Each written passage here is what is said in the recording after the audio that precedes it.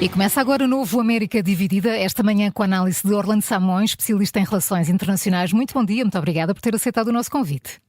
Muito bom dia, eu é que agradeço. Muito obrigada. Começamos por Melania Trump, que num vídeo de promoção ao seu novo livro fala do aborto e do seu apoio, ao contrário do ex-presidente, à liberdade individual, diz mais, diz que fala num direito essencial que todas as mulheres possuem desde o nascimento. Orlando Samões, de que forma é que isto pode prejudicar a campanha e até a eleição de Donald Trump? Bom, de facto essa é uma questão importante, ela tem tido até aqui um papel bastante discreto desta vez, não é? Ele tem estado mais acompanhado pelos filhos, mas na realidade, a um mês da eleição e que estamos a entrar num período tão crucial, de uma eleição longa, cheia de peripécias, não é? Que no fundo começou em janeiro com as primárias, no caso dele começou praticamente, portanto, em 2016. E depois destes momentos tão acalorados que já tivemos, tão confusos e complicados, tentativas de assassinato, uma troca no candidato do Partido Democrata, nós temos que perceber que estamos a falar dos chamados party catch-all, ou seja, daqueles partidos que tentam apanhar todo o eleitorado. Pelo que esse aparente desacordo até pode ser uma espécie de trunfo. Na realidade, retira rigidez à postura, neste caso do Partido Republicano, que desde que não perca os votos sobre essa matéria são mais acirrados, e sabemos que há de facto por vezes posições que são, principalmente nos Estados Unidos, muito difíceis de compatibilizar e é uma daquelas causas, esse é um dos assuntos que motiva ou desmotiva votos.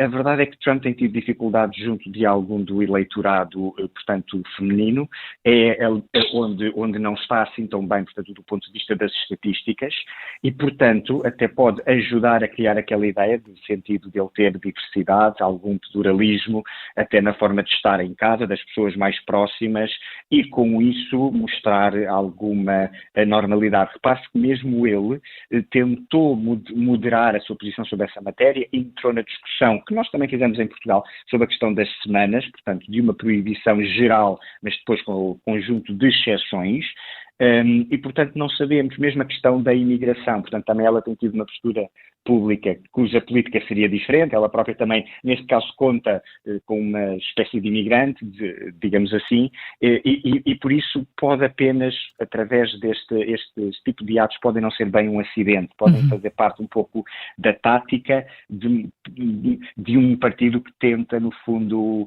piscar o olho a todo o eleitorado e mostrar moderação, alguma forma de pluralismo e de diversidade dentro, neste caso, da família que está a participar na eleição. E eu digo a família propositadamente, eu acho que estas eleições têm sido um bocadinho exageradas na maneira como os membros da família têm aparecido e não tanto os candidatos. Ora, quem está... Diga. Termina.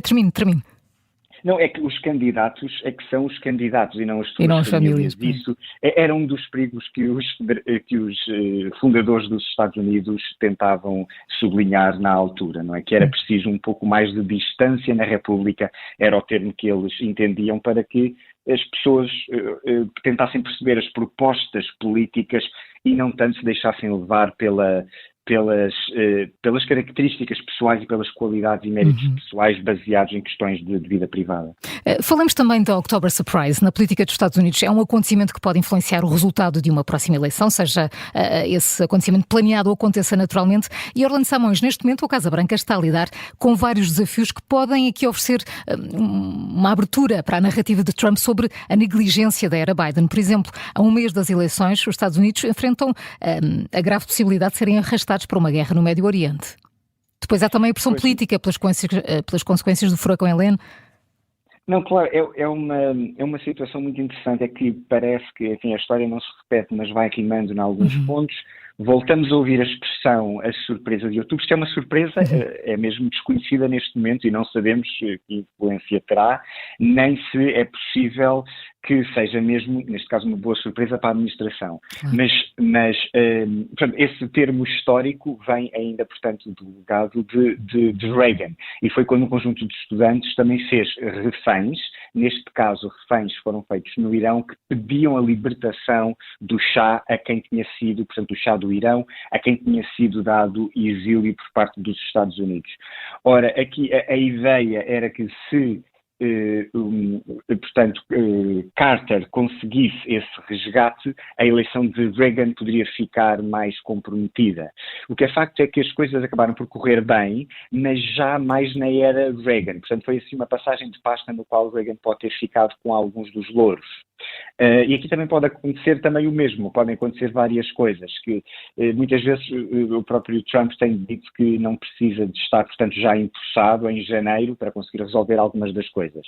Mas tudo aquilo que nos conflitos seja resolvido ainda em outubro, e voltam a haver questões com reféns no Médio Oriente, pode dar aqui um impulso importante também, portanto, à campanha, neste caso, da Harris. No debate à vice-presidência já se ouviu muitas vezes a expressão administração da Harris. E, portanto, por muito que ainda seja Biden, no fundo, a trabalhar no papel de presidente, as coisas estão neste momento um bocadinho confusas. Orlando Simões, como curiosidade, e que podia ter sido esta, mas trouxe o facto dos boletins de voto de Wisconsin terem mais candidatos do que os outros. Como e porquê é que isto acontece? Pois, eu acho que é absolutamente extraordinário. Nós ficámos a saber ainda ontem que havia um problema com as caixas. Portanto, há uns depósitos onde colocar os votos em Wisconsin, e a o Tribunal Supremo deu a entender que isso sim era constitucional, passou a bola aos meios que os retirou, portanto já há pessoas a votar, e já há pessoas a votar em muitos estados.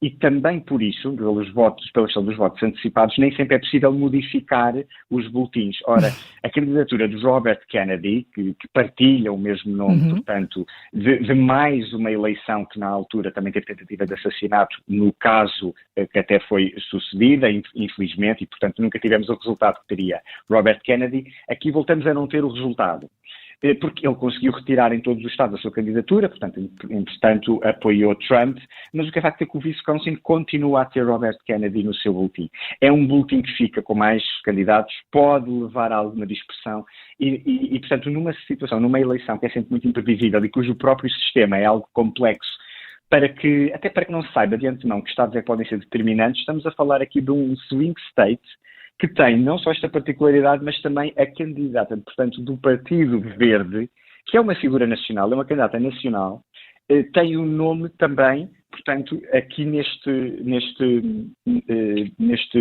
estado, nesse caso, como tem mais ou menos em todos, mas foi onde teve uma diferença de votos na última eleição, houve uma diferença de votos proporcionada pelo Partido Verde, que retirou o estado a Hillary Clinton.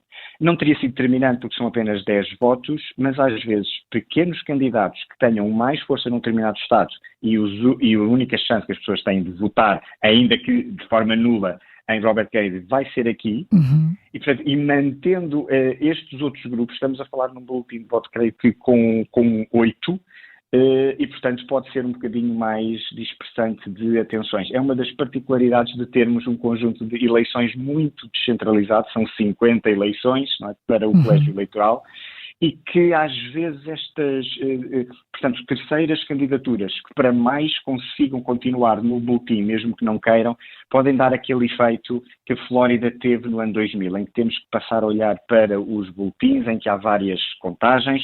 Esperemos que não seja o caso, mas é um dos, digamos, um pequeno defeito de um sistema que está a tentar lidar com uma grande vastidão de território e que, portanto, autoriza os Estados a ter as suas próprias maneiras de estar e que depois, enfim, centraliza só os resultados para um colégio eleitoral em dezembro. Para já as pessoas já estão a votar e esse boletim de voto, enfim, faz lembrar outras situações na história um bocadinho assim. Também em 1960, Alabama, mais uma discussão muito renhida, não é? Que foi aquela famosa entre Kennedy e Nixon. Apareceu no boletim de voto não os nomes dos candidatos a presidente, mas sim os candidatos a grandes eleitores, ou seja, as figuras do partido que se reúnem. Ainda hoje essa eleição é disputada.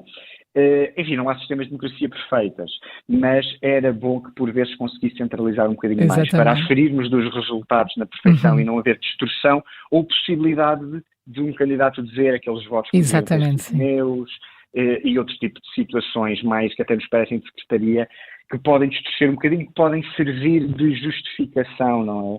Para alguma situação. Alguma narrativa, não é? Sim. E para uma narrativa, tal como infelizmente aconteceu, não é? Em janeiro de 2020, e que temos ainda, portanto, a não total aceitação dos resultados por parte de uma das candidaturas, o que é, enfim, novo nos Estados Unidos e que esperamos que seja até irrepetível. Orlando Simões, muito obrigada pela análise, foi um gosto, um bom dia para si, bom fim de semana. Eu agradeço. Muito obrigada. Muito obrigado. Obrigado.